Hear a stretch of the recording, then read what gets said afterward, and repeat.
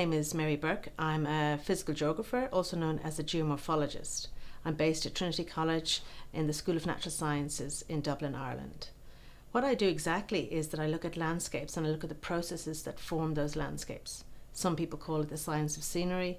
I love my job. It gives me the opportunity to travel to remote, extreme environments on Earth. I've worked on data from Antarctica, in Australian deserts, in Namibian deserts, and now I've even gone to Mars to try and look at the landforms there. So what we really try to do is root ourselves in an understanding of the science on planet Earth and then apply those findings to what we're seeing from missions that are returning images from Mars. Most of the data that we use is coming from two major sources.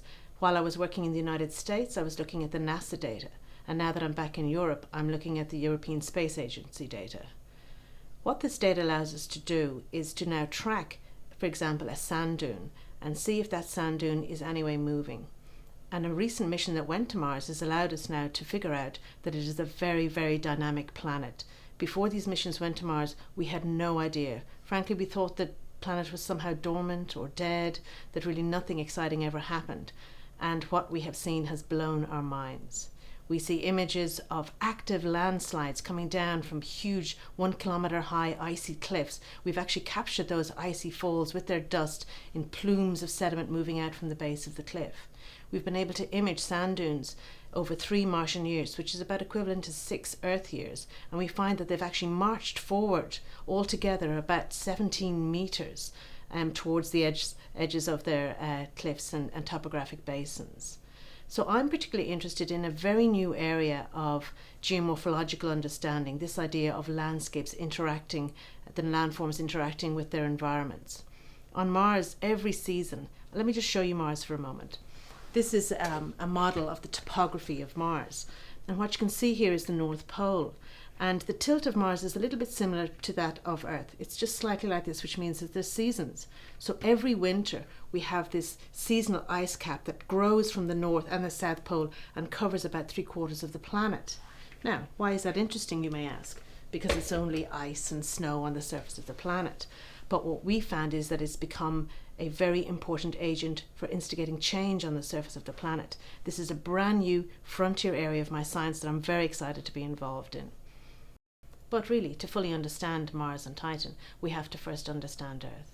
And so we go out into these deserts, for example, the Australian desert, to these areas that are very remote and barren, and study the transport of sediment, the formation of landforms which have occurred there over very, very long time scales.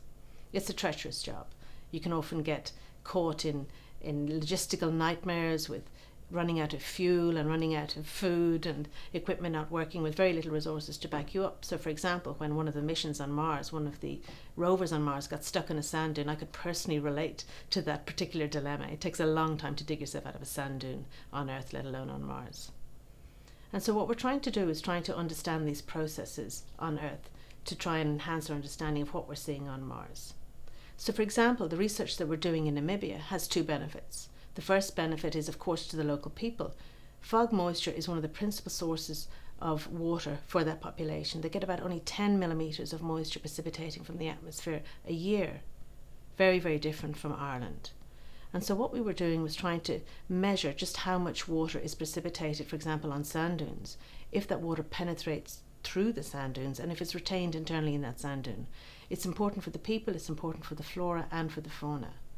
And so we were able to determine most recently that the moisture that does come in, while there is quite a significant amount, unfortunately the following morning it does evaporate from the dune.